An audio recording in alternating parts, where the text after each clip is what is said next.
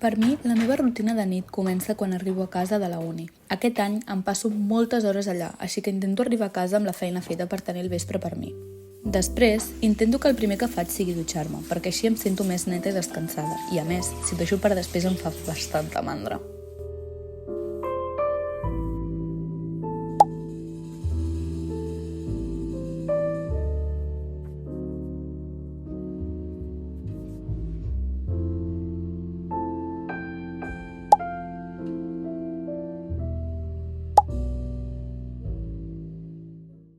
Hola noies, què tal? Com esteu? Ara em vaig a fer el dinar de demà i el sopar. I així aprofito per, ja que avui tinc temps, preparar alguna recepta xula. Normalment vaig molt de tàpers de coses que fan els meus pares i el sogre i jo m'emporto a la uni, o fins i tot de coses de la meva iaia.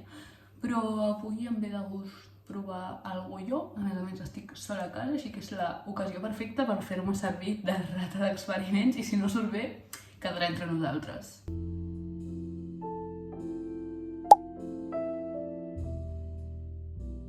A més, aquest sopar no pot ser més representatiu perquè la carbassa és el meu plat preferit, el meu menjar preferit, i d'aquesta manera queda boníssima.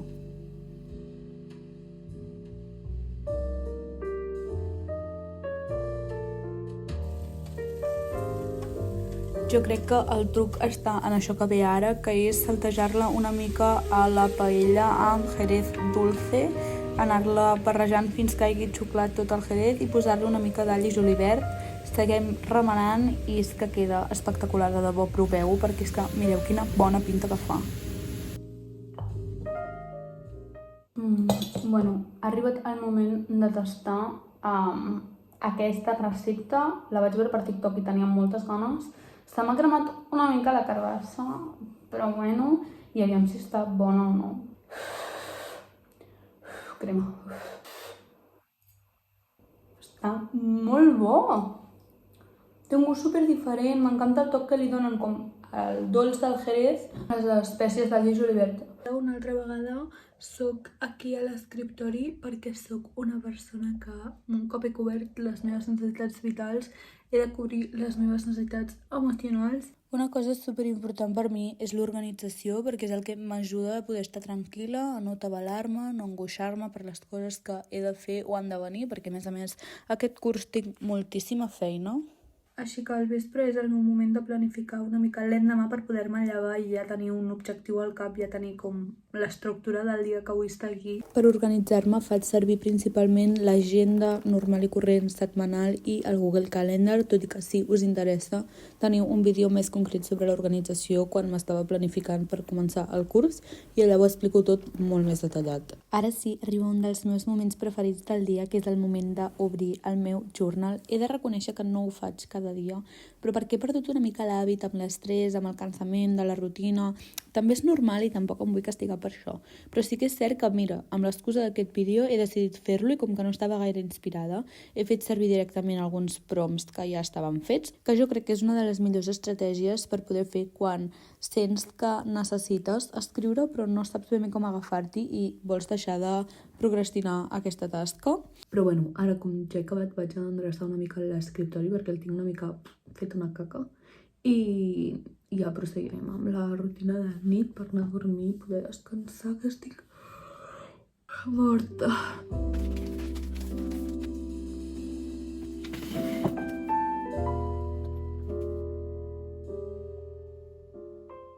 Bueno, noies, ha arribat l'hora d'una de les meves parts preferides, que és l'skincare.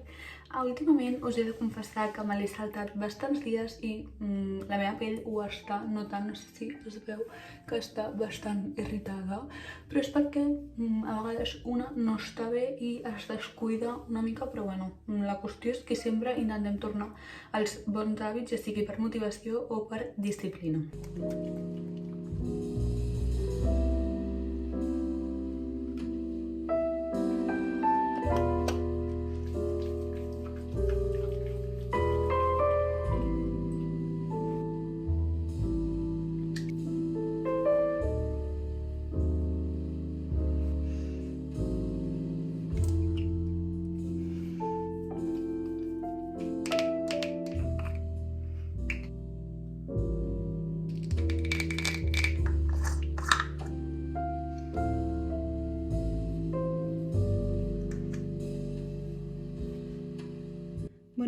just jo crec que me'n vaig a dormir perquè estic super cansada. Fa 2 nits que dormo molt malament i si us hi fixeu, mireu les ulleres que tinc, fins i tot aquí a l'ull se m'ha començat a posar vermell, vull dir, això no és saludable, però abans d'anar-me'n a dormir, com que demà serà un dia bastant ple, em vull preparar l'outfit. Ja us ho aviso, és super senzill. Bàsicament, els meus texans de confiança, que són els nous que em vaig comprar, que veu veure el haul per TikTok. I per no anar així com massa desarreglada, em posaré com aquesta samarreta, que és així una mica llarga, que aquí no s'aprecia, però té com una mica de brilli-brilli.